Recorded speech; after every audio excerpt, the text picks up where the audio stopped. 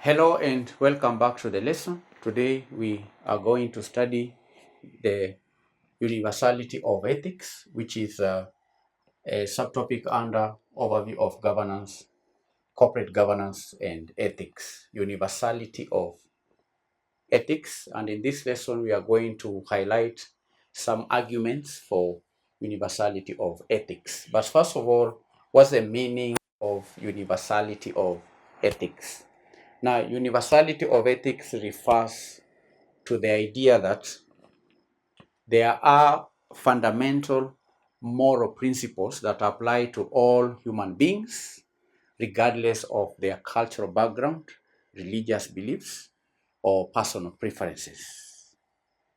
And these universal ethical principles are considered to be objective, they are considered to be absolute, and transcending individual opinions and cultural relativism. That is the meaning of universality of ethics. It is the idea that there are fundamental or basic or core moral principles that apply to all human beings. It doesn't matter your cultural background, it doesn't matter your religious beliefs, it doesn't matter your personal preferences. These principles apply to everyone. So here are arguments for universality of ethics. One is that we have a shared human nature. Shared human. We have a shared human nature. All human beings share a common nature. First of all, we came into this world through the same process. We have similar basic needs. We have similar desires. We have similar vulnerabilities. And this shared human nature creates a foundation for universality, or a foundation for universal ethical principles that respect the inherent dignity and worth of every individual. You understand? We go through the same problems, sufferings, pain, misery. All right? Our desires are similar. Our vulnerabilities are similar. We all have the basic need of food, clothing, shelter. All those are shared desires and needs. And that shared humanity, the shared humanity creates a foundation for universal ethical principles that respect the inherent dignity and worth of each and every individual. That is the first argument for universality of ethics. The second point is what we call common moral intuitions. We have common moral intuitions. Common moral intuitions. People across different cultures, across different backgrounds, share similar moral intuitions about what is right and about what is wrong. And that suggests that there are underlying moral truths that are universally recognized, even if their expression and applications may vary. We have common moral intuitions. Almost everyone knows stealing is unacceptable, it's immoral. Cheating, everyone knows is immoral because of that intuition, inward. It is an inward voice that tells each and everyone what is right or what is wrong. And that is a case for universality of ethics. We share moral intuitions, common moral intuitions. 3, practical necessity. Practical necessity. Now, universal ethical principles are necessary for peaceful coexistence. They are necessary for peaceful coexistence and cooperation among diverse individuals and diverse groups. And without shared moral values, conflicts and injustices would be rampant, making social life unsustainable. The reason why we live together, as much as there could be conflicts, wars here and there, is that we somehow know what is right or what is wrong. Conflicts are managed because we have shared moral values. Because of our shared moral values, because of universality of ethics, we are able to coexist peacefully and cooperate among ourselves, as much as we may not even share languages, we may not share backgrounds, our cultural backgrounds may be different, but we still somehow coexist peacefully because of the universality of ethics, because of what we talked about, moral intuitions. We know what is right, we know what is wrong.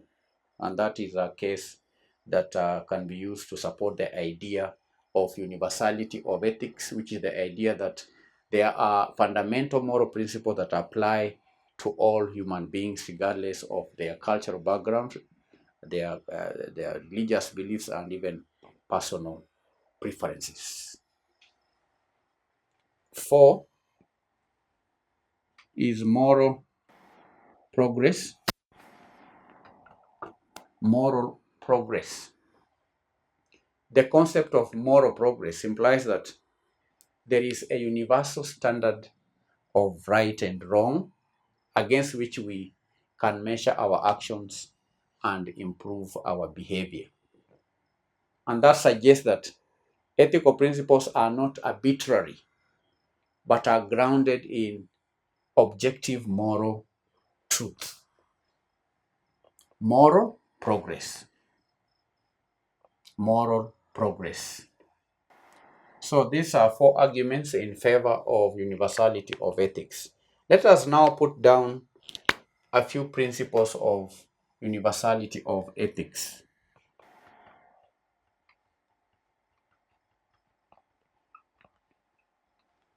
Principles of universality of ethics, and you recall that universality of ethics, the principles of universality of ethics refers to the fundamental moral principles that are considered to apply to all human beings, regardless of their cultural background, their religious beliefs, and also personal preferences. And these principles are seen as objective and absolute, transcending individual opinions and cultural relativism. So, what are some of the principles of universality of ethics? The first principle is respect for human dignity.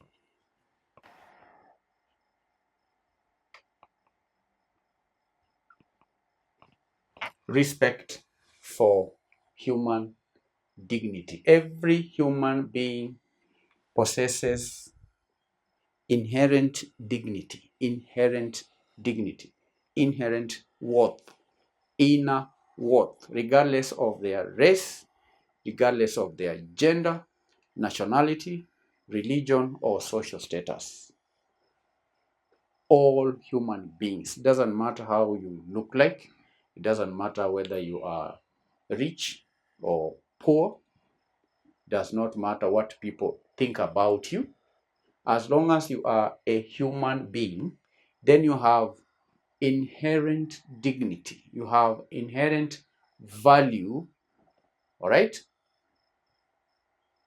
And this principle requires treating individuals with respect, fairness, and compassion.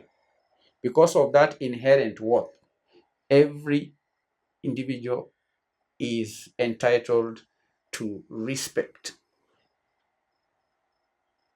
You understand? The principle requires all individuals to be treated with respect, fairness, and compassion. Respect for human dignity. That's the first principle of universality of ethics. The second principle is the principle of non-maleficence. Non-maleficence.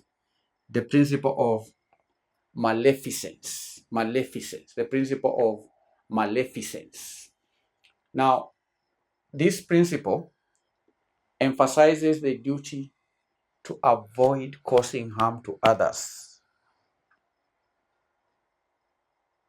Individuals should not cause harm to others. It encompasses both physical and psychological harm. You understand? No individual should cause physical or psychological harm to another.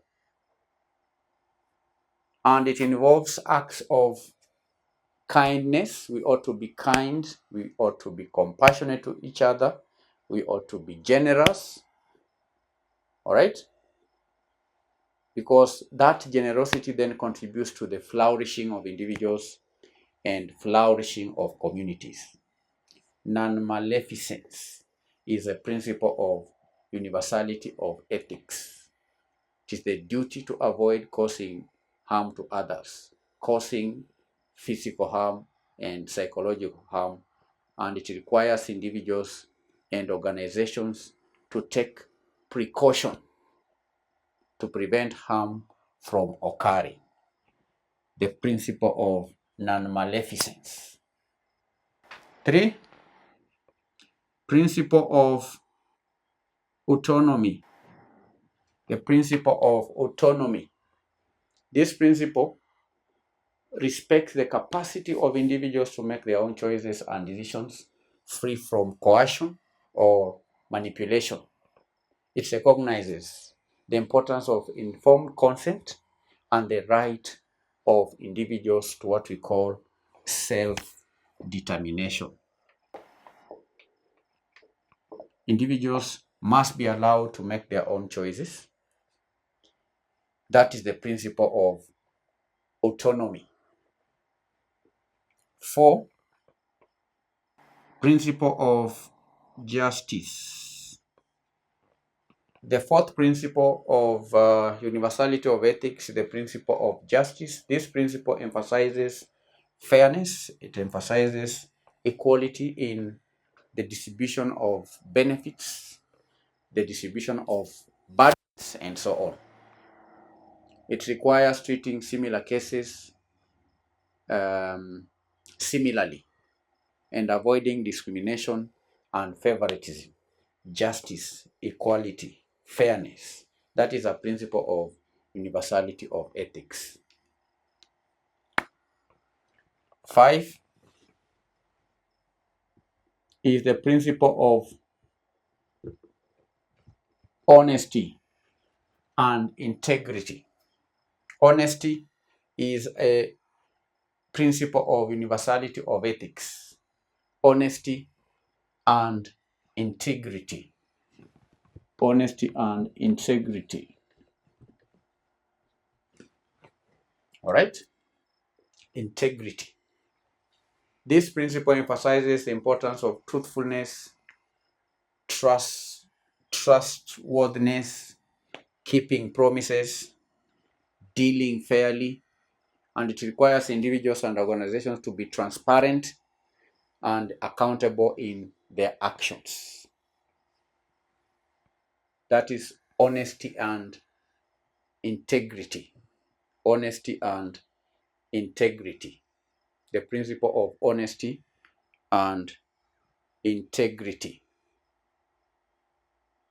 Then we have the principle of justice, not justice but responsibility. The principle of responsibility.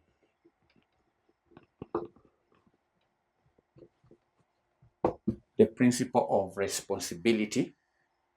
This principle emphasizes the duty to take responsibility for one's actions and their consequences. It requires individuals and organizations to be accountable for their decisions and to make amends for any harm caused. So these are 6 principles of universality of ethics, and these principles are often seen as the foundation of human rights, ethical decision making, and social justice.